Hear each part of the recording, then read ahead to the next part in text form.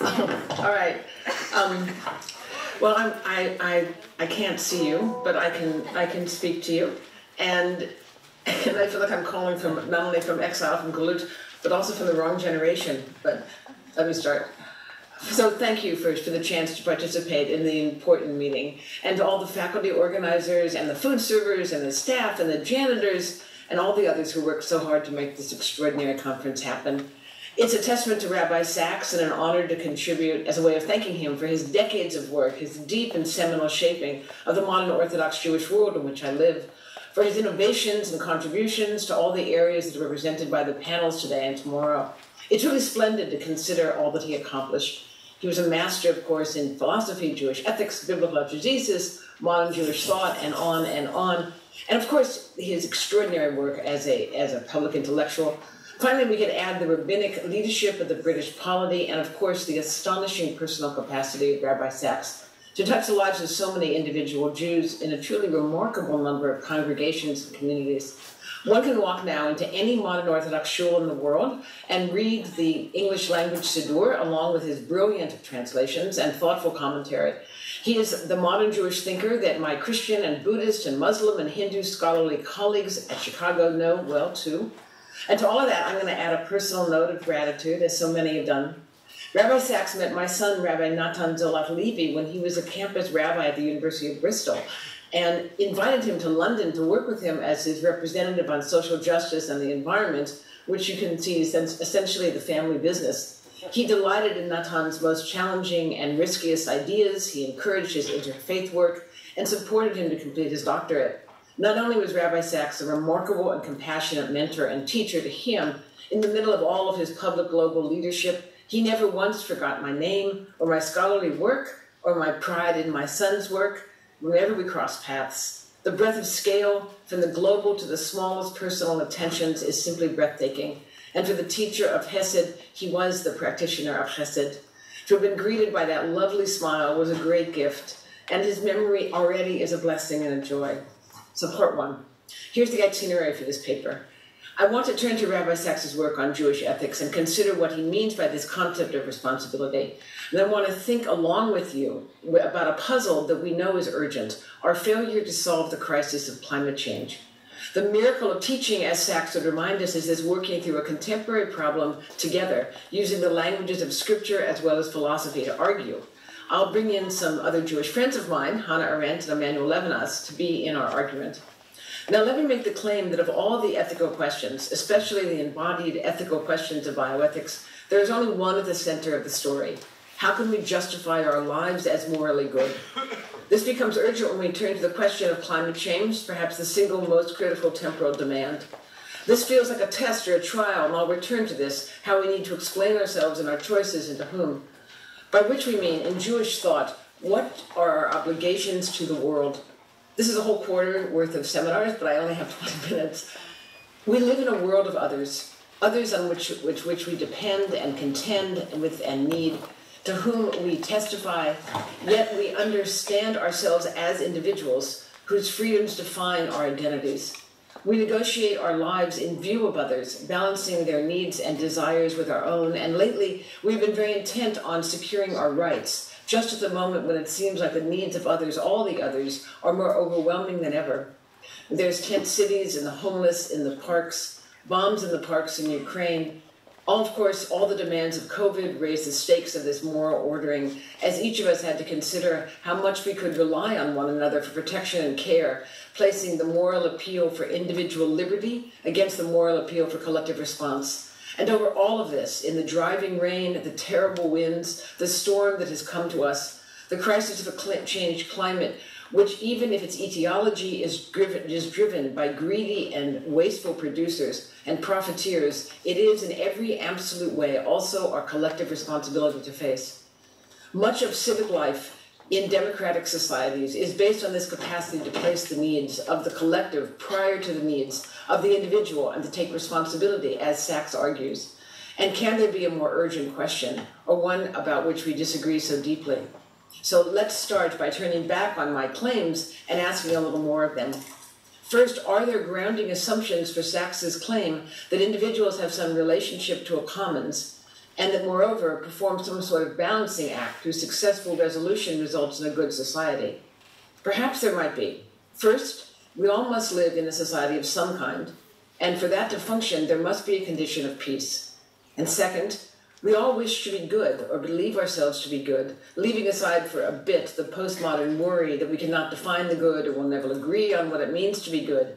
And third, that our choices, rational norms and desires, the logics themselves, are bounded by the facts of the world as both beautiful, miraculous, joyful, and as befallen and stricken with grief. Finally, Sachs would argue that the world is divinely given to us as fractured and broken, and in need of tikkun olam, a concept that he derives from Kabbalistic sources and from the first chapters of Genesis, in which human failure results in what he calls chaos. It is a condition of radical uncertainty. God creates order, he says, man creates chaos. After Adam, Eve, and Cain transgress boundaries of Arot, he writes, the punishment or consequence of sin is exile, being in the wrong place, not at home in the world. Justice in the Hebrew Bible is thus more than a matter of law. It restores a broken order, repair of the damage that they have done. But exile ends in homecoming. Judaism has a fundamental vision of order disrupted and then repaired. The Bible, Sachs reminds us, is God's call to responsibility. But the call to whom? Now, Sachs argues it's all of us, a self that's both Jew and non-Jew. It's not the standard self of classic ontology, that self, founded by Plato, reified by Kant, that autonomy, who believes themselves their sole author, this bundle of rights. Perhaps you might think that that is the sort of self we need to face climate change, one that is good with science and numbers, with accounting, the power of acquisition and order, adding up and possessing things, making tools, the hand on the hammer, maybe the wall. For Sachs, the self is formed at the moment of choice in uncertainty, and the Jew then turns from nihilism and fatedness to hope. But now let me bring in Emmanuel Levinas and Hannah Arendt. Like Sachs, they claim that what is needed is a responsible self, one who is responsible, but for all the others. For Levinas, the ethical must be primary, antecedent to philosophy's being. For Levinas, the self is not constituted at all, actually, and in fact just awaits the call of the other, which is prior to being in the way that duty is prior to rights, and the other's demands prior to freedom. What is the self? The self is the one who can come up with what is needed, even the bread from one's mouth. The incessant call from the other, who is both the stranger and your teacher, who questions you and breaks into the cheerful acquisition of your stuff. The stranger, widow, and orphan who we learn to ignore. Perhaps the first turning away, the first destabilization of the responsibility for climate change was when we learned to turn our faces from the homeless people in our cities, when men and women can literally lie down on the sidewalks over the heat grates to keep warm, and we would not drop everything we carried to turn to them and bring them to the kitchen to eat. If ourselves are made by the encounter, says Levinas, the sort of selves made by this non-encounter, the flight from the encounter, this is also who we are. Sachs sees the face of the other as the face of love, however, Hesed, which for him is prior even to justice. When Sachs asks us to act to restore justice, he means that to be a moral self, one cannot be limited by assembling rational will and rights held like conquest and possessions in the hand, nor by the sense that one is in it alone. Sachs argues that it is monotheism that shapes a social self. The brokenness of the world creates a situation of radical uncertainty, and the response to that is choice between nihilism and hope. A shift in responsibility occurs in Torah, he argues, as divine history moves from God's action to human agency, from Genesis to Exodus. A free, moral self is increasingly created by both biblical narratives and by responsive action, which is what transforms the Jewish people, in his view, from an Am to an Edah, capable of living in the land. This selfhood is both a temporal journey and a turn to a non-instrumental love. And for Sachs, it is marked by the Sabbath, a space that anticipates the messianic, a neutral, truthful, diverse space where people mingle around in peace, in education, in self-restraint, where one is a servant of God, tending but not changing the world. God, he says, is a bridge that spans the metaphysical abyss between self and other, me and you. The parenthood of God turns humanity into a single extended family with all the mutual obligations that entails. This moral being alters the world. Indeed, as Arendt reminds us, the smallest act in the most limited circumstances bears the seed of boundlessness, because one deed and sometimes one word suffices to change every constellation. This is sobering, of course, but then ethics is supposed to be a serious business. The stakes are so very high, it should sober us up. But back to my questions of self and freedom in society in all its complexity, and in climate change and the call to respond. For Sachs, only the actions of the individual can restore the common good and the safety of the natural world. Now, Levinas is wary about ideas like the common good and wants us to remember that one knows the idea of justice only because one sees it in the eyes of a specific other, all the eyes of the others. One sees the specific, rather, other receiving God's law and grace at Sinai, this outward-facing, not internal law, and one knows one is not alone. The name for society is language for him, discourse, perhaps translation, surely argument. But Arendt does not turn to Sinai, but to Athens, where she thinks about society. Her society is politics, a place to argue for one's ideas. Arendt turns to the philosophic triptych set in place by Aristotle. There's a sphere of family, the onklos, the state, the ecclesia, and between the family and the state, the agora, the place of negotiation, the public square, universities. The space for Arendt is the space of appearing, and it is democracy itself. Fragile, easily destroyed, but it is where power really resides, which can be overrun, of course, by violence. Whenever people gather together, she says, it is potentially there, but only potentially, not necessarily and never forever. For Arendt, social chaos ensues when we collapse the agora, eliminating it in favor of the ecclesia or retreating into the onklos. The agora needs to be where authenticity is primary, and it is not safe from sharp disagreements, ask Socrates, for example, or attend the University of Chicago, but it has to be a place where honesty, parrhesia, remains the central stick of virtue. The danger is that one might confuse the internal space of the home as a total range of human action, or conversely think that only the state is the arena of human action, which would be for Arendt the temptation to totalitarianism. Sachs, in his last book, shares Arendt's concern for the lost common space of civil society and the social violence of our fractured time, and sees the restoration of the commons as the place for morality that is not beset by the competitive, merciless spirit of the state or the market. Social freedom, he says, cannot be sustained by market economics and liberal democratic politics alone. It needs a third element, morality, a concern for the welfare of others, an active commitment to justice and a compassion, a willingness to ask, just not what is good for me, but what is good for all of us together. But by this morality, this ethics of responsibility, he turns to the role of personal restraint, one of the strongest capacities of religious traditions, of course, to protect the collective good. And the virtue that is needed is the capacity to stop the Sabbath, for Shemitah, for Jubilee, and for fruit trees, and for endless consumption, and for power, arguing we have no right to freedom as if exercising the right harms the freedom of others. A society in which everyone feels free to do what they want is not a free society. It is not a society at all. It is anarchy. I have not forgotten about our puzzle about climate change. For Arendt, ethics is wordliness. It is a virtue applied. And for Levinas, ethics is the first philosophy, the event of the other who breaks into totality and ruptures our complacency. But for Sachs, the virtue is kindness, chesed, a loving kindness only possible when the ethics of restraint allows a limit on human mastery. We must live in society. We all wish to be good or thought to be good. We all know the world is fractured and in need of repair. Part 2. But as Sachs argues, if ethics is so easy, how does it turn out to be so hard? How does one extend this ethics of responsibility into the duty to repair the crisis of climate change? Sachs's response is based on this idea of the Baut Tashit, the prohibition against wanton destruction, a commandment that he derives from Deuteronomy 20, where one is enjoined against cutting down fruit trees when one is enacting a war.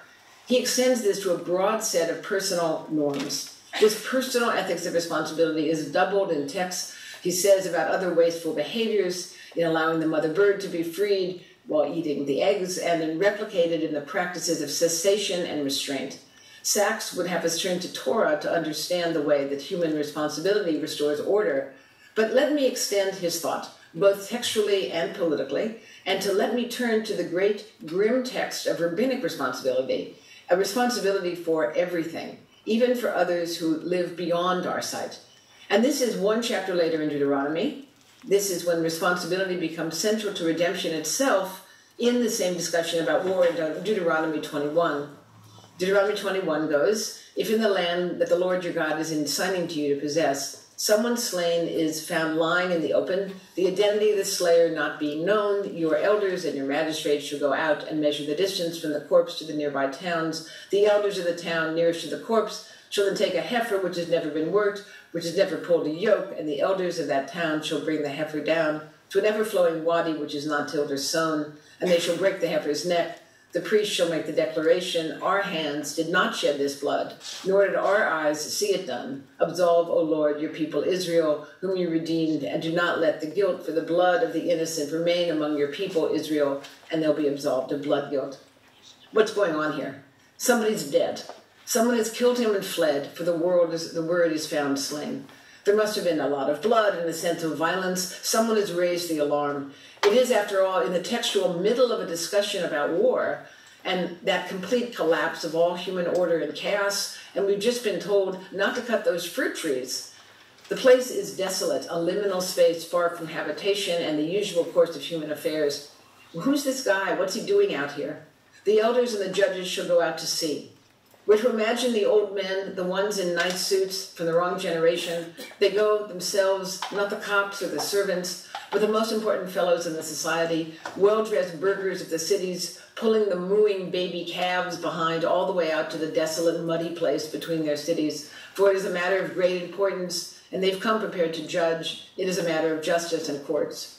There are places in the word of the Mishnah that comments on this text, that discusses all of this, where the rule of law does not hold, like at the lawless border and the Gentile cities, because violence and social chaos is imagined to be common there. But here, the body lies in the field near an ordered path between two Jewish places, where justice should be the norm, where good elders and nice people live. But something has gone terribly wrong.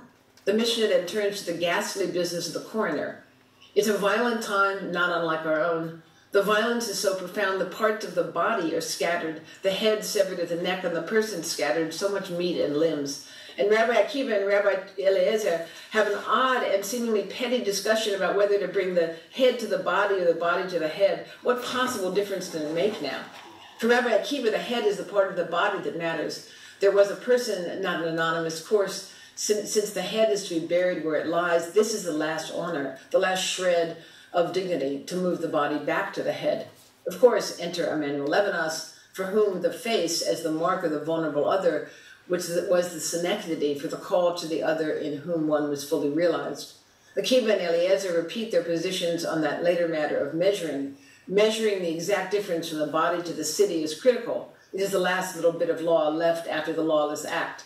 Measuring, making a clean human line in the abandoned lawless place. But measured from where? And Akiva measures from the very center of the face. One must get very close to measure in such a way. One must look directly at this particular face. The corpse's killer is unknown, but Akiva, the person still is a particular person, as much as one can be, alone and nameless, with a nameless killer on a field, on a road between two cities. The Mishnah tells us a young calf is brought out, an innocent, and then is suddenly from behind struck at the neck with an axe and killed. In the rabbinic imaginary, it works as a sympathetic ritual magic. An innocent person has been killed, maybe struck from behind unawares, and so we'll reenact this with an innocent baby animal sneaking up on it from behind, the men in the suits and the judges who would wield a hatchet. The Egel Rufa will atone for the nameless stranger. The ground is hard, and we were meant to be standing in a wadi. Now we're at the center of the rabbinic anxiety, and the text is structured as if we're watching the biblically prescribed ritual from offstage. But why a voice is recorded as saying, as an aside to us, the reader in this ritual, why is this ritual happening at all? Because it looks like the elders are expiating guilt. They're doing a ritual done by guilty people, but clearly they weren't the killers of the corpse of the field in the road. But they are. In the rabbinic imagination, they are in fact understood as murderers, for they have let a man leave their city and their order and walk alone to his death, perhaps a hungry, thirsty, desperate man, perhaps fleeing from climate change, so desperate as to be cast out without caution, to walk alone after nightfall, to have no place to go, and so took to the road a homeless man. He was unseen, like the hundreds who have fled the storms to our cities, to my city. The priests now implore God for absolution, and they do so in the name of the entire people. So while no one is guilty of the killing, all are responsible for the abandonment. Notice how huge is this responsibility. It takes in everyone. all your people Israel, not only the elders or the judges or the priests, not only the people of the city who have seen the man by the road out alone and have turned away and do not see him. Everyone who is alive has been part of a society that allows the homeless one to be on the road at night, the hunger and the thirsty one to be alone, vulnerable, death coming up unseen from behind him, and we are all a part of it. The Mishnah wants the reader to know that it is not the magic ritual nor even the incantation in Hebrew, but the acceptance of responsibility that is valorized, after which God approves. The other is our responsibility, reminds Levinas. The face calls us to this. The face speaks. The first word of the face is, thou shalt not kill. It is an order. There is a commandment in the appearance of the face, as if a master spoke to me. However, at the same time, the face of the other is destitute. It is the poor for whom I can do all and for whom I owe all. But one has to see the other, that's the trick. And I want us to return to the problem of unseen faces and the question of guilt, especially for all the people of Israel, the people who the priests are considering, and for that which God absolves us. To be a Westerner is to live in a world that is careless of the stranger and of the land, that kills as it goes, in the ordinary way, in every ordinary day. To be a participant and an implicant in global warming. To understand this is to take seriously the implications of being a Jew, living a Jewish life in this treacherous time. And perhaps it's to ask a question about Jewish ethics, which is, in what way do these commitments of Jewish ethics matter to the rest of the polity? And this is the question to which Rabbi Sacks has called us. His book on ethics asks us who we are, and the sort of moral situation in which we find ourselves in. What have we done, and what are we doing here? Selves that have been shaped not only by luck, but by text and tradition and the gaze of the others, answered and unanswered, and turned towards and turned away from. This is more to say on this idea of responsibility and love and justice and their intertwining in the ethics of Rabbi Sacks. He turns to pragmatic encounters to teach us that faith is riskiness, where the stakes are yet higher, where more than ritual is asked, and now we are talking about not only about memory in the past, but about hope in the future. Hope is the possibility of transformation for Sacks. As Arendt says, we to participate in the story that began before us and will continue after us. And if our traditions agree on anything, they converge on a single lesson. We must attend to suffering, to care about the suffering of others, even the ones we can never see, and most carefully to the suffering of the vulnerable and to the stranger, the ones that Arendt called surplus people, made homeless by the ongoing catastrophe of climate change. As we stand here now, between our cities, the slow violence of climate change will strike down the unaccompanied ones and will be our choices, our actions that drive the knife. Even if we cannot see this, we are responsible. It is an odd problem, this zero-sum game of justice within scarcity, within abundance, but as Sacks tells it, we are all connected by what he calls a gossamer strand of kindness that links self to self in bonds of love. Before justice, he tells us, there must be love. And that is his ethics of responsibility. In all his work, you'll see how injustice is undone, overthrown, as it were, by a different sort of calculation. A theopolitical economy where the poor are integral to the grace and goodness that we seek. We cannot do it without them, for they are created by being the person that can answer their command. It's a lot of work. In the case of a pandemic, for instance, or climate change, these large meta problems, it means that you need to bear the responsibility of the threat to the other, even if it is not affecting your own life. It is not in the sense of the market, meant by the market or by the state, even fair. It requires supererogatory choices. Levinas tells us that he wants ethics to be prophetic, and Sacks believes that we can transform suffering. Yes, he and the prophet Isaiah. Take the wretched poor into your homes, build up the causeway, then the waters of righteousness will roll. This is when it is morning, says Isaiah.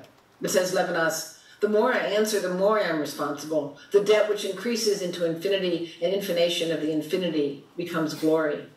To heal a fractured world in the terms of the Torah is to be faithful, and really being faithful in these texts is to decenter the self so completely that the last is first, the smelly, failed stranger is your brother, and the wayfarer is do something of yours. How much further from the business of business have we got? How much further from a state which is, after all, structured for war? We can move, paradoxically, through sacrifice and scarcity to the economy of abundance, transcendence, grace, moral law, which is only found in the common world. The house that we built together, he says, the healed world imagined so vividly over and over and over again by Rabbi Sachs. That it is still possible for me to say this is in large part due to the hope, his hope that it just will be true if we say it enough. Unless we believe it, all that would be left to us are policies that meet us where we are. And where we are is so tired and so bored, apparently, that it's very hard to always remember that you are responsible for absolutely everything. Levinas reminds us that it is given to me to answer before the one to whom I am responsible. The thou is positioned in front of a we. The presence of the face, the infinity of the other, the presence of the third party that is the whole of humanity. Laurie? See you. Yes. Yes. Almost done. Almost done. One more paragraph. And Sachs reminds us that it is not just the whole of humanity. We must, as it were, serve it is the entire fragile, created world, every single creature. I promised you a puzzle, and I did not promise you a solution, only some interesting ways to think about our failure to yet fully confront the crisis that we all face with him. We want to be good. We really do. To every storm of the 9 that swept my home state of California last week, too many people died, and this will not be the last storm, nor the last catastrophe. We've altered the very air. Did they die because of greed or because of confusion or mendacity? Levinas might ask if they died because we couldn't speak to each other enough to create a world. Arendt would say because we could not mobilize a movement. Sachs would say because we did not connect the holy and the good. All we have in the Agora is language, to talk in the space of appearance. In the ecclesia of the state, we have armies and police power, and the eklos, the family, you have love. But in the fragile middle public square, all I can give you is signs and words and books as he has given us, and that might convince you. For Levinas, for Arendt, a good argument is everything we need to make the moral world possible. Rabbi Lloyd, Professor Sachs, adds for us another word to make the word faithful, prophetic hope, without which we cannot proceed. Thank you.